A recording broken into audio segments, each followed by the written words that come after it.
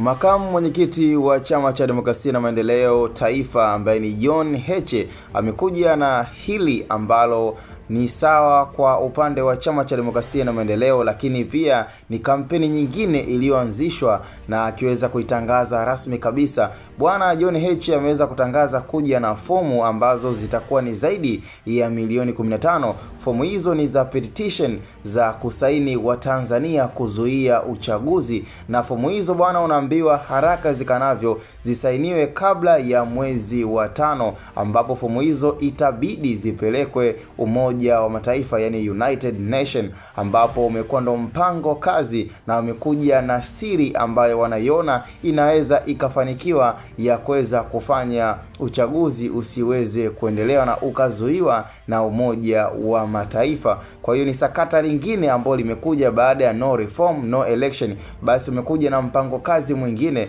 kwa sababu tayari wameweza kuweka jitihada za kutosha kuhakikisha kwamba hawajihusishi na swala lolote na kuto kushiriki katika tume ya uchaguzi na kuto kujihusisha na uchaguzi rasmi kabisa mpaka 2030. Kwa hiyo wamekuja na new idea ambayo John Heche ameweza kuzungumza na vyombo vya habari, na huku akiwa anajaribu kuzungumza pia katika kikao chao cha siri cha Chama cha Demokrasia na Maendeleo, huku wakiweza kuweka ile ahadi ya kupatikaniwa kwa fomu zaidi ya milioni 15 za Watanzania ambazo itabidi zisainiwe na Watanzania wenyewe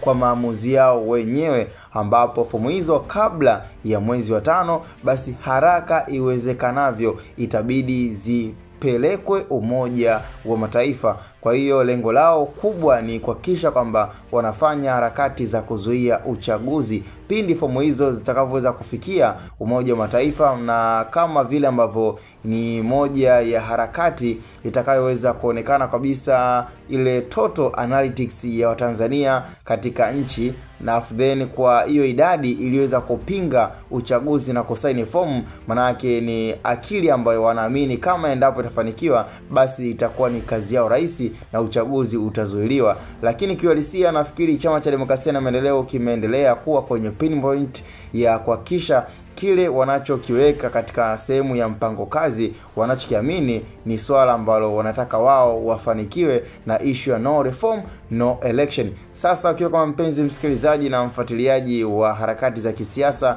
kwa vyama pinzani ambavyo kwa sasa vimekuwa katika mkiki, je, unalipi la kuzungumza na unalipi la kutoa kama sehemu ya maoni? Hii ni Hot Boy Media, cha msingi tukutane kwenye comment.